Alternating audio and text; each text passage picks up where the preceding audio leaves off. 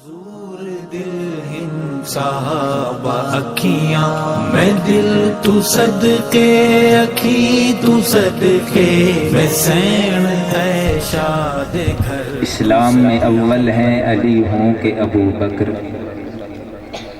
اسلام میں اول ہیں علی ہوں کہ ابو بکر، سلطان خلافت ہے مگر چونکہ ابو بکر، بیٹے تیری بیٹی کے مسافر تیرے گھر کے، بیٹے تیری بیٹی کے مسافر تیرے گھر کے، ہم لوگ بھکاری تیرے ٹکڑوں کے ابو بکر، اور ہم لوگ غلامان غلامان غلامہ، ہم لوگ غلامان غلامان غلامہ، نسلوں سے ہے نوکر تیری نسلوں کے ابو بکر۔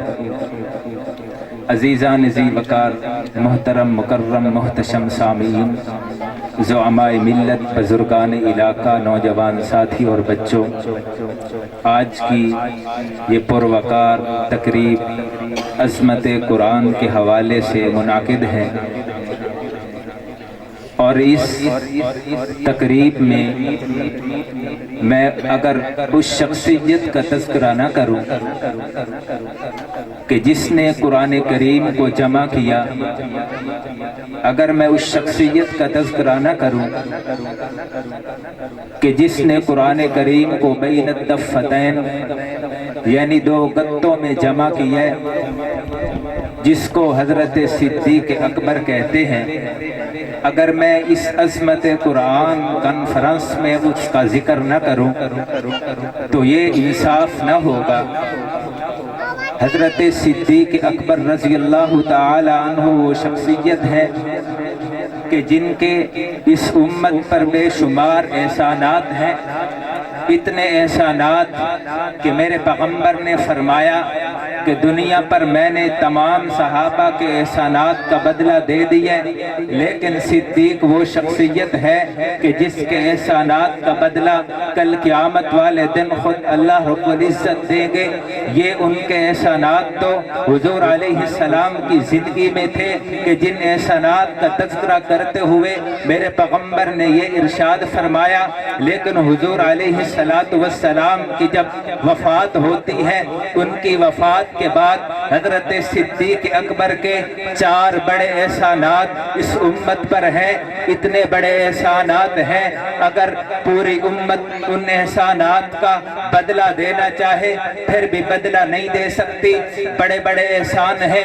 حضور علیہ السلام کی وفات کے بعد سب سے بڑا احسان منصب نبوت کی حفاظت تھا، جس کو حضرت صدیق اکبر نے آسن انداز میں انجام دیا۔ حضور کی وفات کے بعد دوسرا سب سے بڑا احسان نبوت کے علوم کی حفاظت تھا، جس کو حضرت صدیق اکبر نے آسن طریقے سے انجام دیا۔ حضور علیہ السلام کی وفات کے بعد حضور علیہ السلام کے نظام نبوت کی حفاظت بہت بڑا فریضہ تھا، جس کو سر انجام دینے والے حضرت صدیق اکبر ہے۔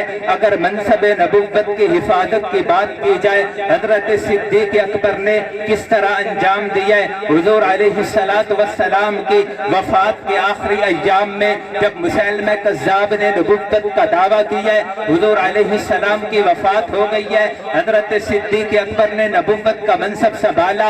اب نبوت پر حضرت صدیق اکبر نے ڈٹ کر پہرا دیا ہے۔ جنگ یمامہ کا میدان سجے جس میں 12,000 صحابہ کرام نے شرکت کی ہے۔ حضرت صدیق اکبر نے جب نبوت کا جب خلافت کا منصب سنبھالے، آپ نے اعلان کیا ہے کہ جو بدری صحابہ ہیں، جو بزرگ صحابہ ہیں، وہ گھروں میں بیٹھ جائیں۔ اب نوجوان صحابہ میدان میں نکل کر جہاد کریں گے، میدان میں نکل کر دشمنوں سے مقابلہ کریں گے، لیکن جب باری حضور کی ختم نبوت کی آئی ہے، جب باری تحفظ ختم نبوت کی آئی ہے، حضرت صدیق اکبر نے اپنا اعلان خود بدلا، فرمایا کہ بدری صحابی ہو یا پھر मुहाजिर सहाबा हो या बुजुर्ग सहाबा हो या नौजवान सहाबा हो, अब घर बैठने का वक्त नहीं, अब बल्कि मैदान में निकल कर हुजूर की खत्म नबुव्वत का तहफ़्फ़ुज़ करना है। फिर सारे सहाबा घरों से निकले हैं, चाहे बदरी सहाबा थे या फिर मुहाजिरीन सहाबा थे या फिर अंसार सहाबा थे या फिर बुजुर्ग सहाबा थे या नौजवान सहाबा थे, सारे के सारे सहाबा घरों से निकले हैं और उम्मत को पैगाम दिया है कि जब बारी हुजूर की खत्म नबुव्वत के तहफ़्फ़ुज़ की आए, जब बारी हुजूर अलैहिस्सलातु वस्सलाम की नबुव्वत के तहफ़्फ़ुज़ की आए, फिर घर में नहीं बैठना बल्कि मैदान में निकल कर जिहाद करना है, मैदान में निकल कर किताल करना है।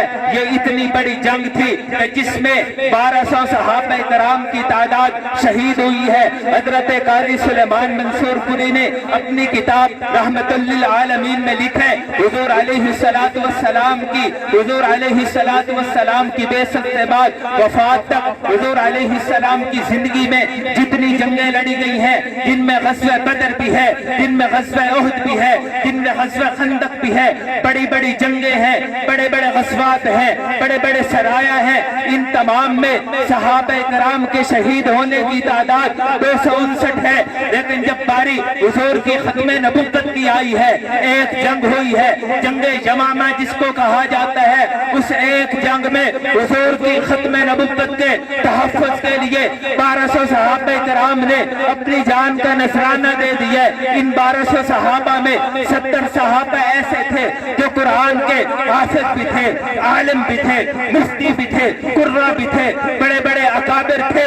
लेकिन सारे के सारे सहाबा हुजूर की खत्म नबुव्वत पर कुर्बान हो गए हैं। इनमें एक बड़ा कारी जिनका नाम हजरत सालिम है, जिनका कुरान मेरे पैगंबर ने सुनकर फरमाया, अल्हम्दुलिल्लाहिल्लज़ी जअल फी उम्मती मिस्ल हाज़ा, अल्लाह तेरा शुक्र है इतना बड़ा कारी भी मेरी उम्मत में है। हजरत अबू दुजाना जैसे बहादुर भी इस जंग में शहीद हो गए। हाँ, ये ऐसी जंग थी। हाफिज इब्न कसीर ने अपनी किताब अल बिदाया व निहाया में लिखा है कि ये इतनी बड़ी जंग थी, सहाबा फरमाते हैं न इससे बड़ी पहले हमने जंग लड़ी है, न इससे बड़ी बाद में हमने जंग लड़ी है। इतनी बड़ी जंग थी कि मदीना के हर घर में कोहराम मचा हुआ है। इतनी बड़ी जंग थी, मदीना का कोई घर ऐसा नहीं था कि जिसमें कोई शहीद न हो, जिसमें कोई जख्मी न हो।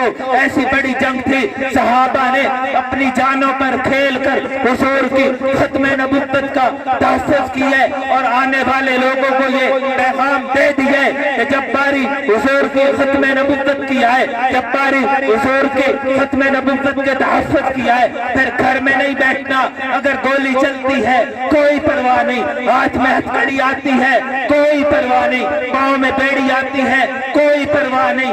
जब तक जिस्म में जान है, ज़बान पर एक ही नारा हो, ताजदारे खत्म नबुव्वत। दोनों हाथ खड़े करके हुजूर के दीवानों, हाथ खड़े करके आज इस उम्मत का ये पैगाम दे दो, कुफ्फार हो, कादियानियत हो, जो भी हो, कान खोल के सुन ले। हम उन्हीं सहाबा के मानने वाले हैं जिन्होंने जंगे यमामा में अपने बच्चे कुर्बान कर दिए, जिन्होंने जंगे यमामा में जिस्म पर नेज़े खाए, तलवारें खाई, लेकिन अकीदे खत्म नबुव्वत को नहीं छोड़ा।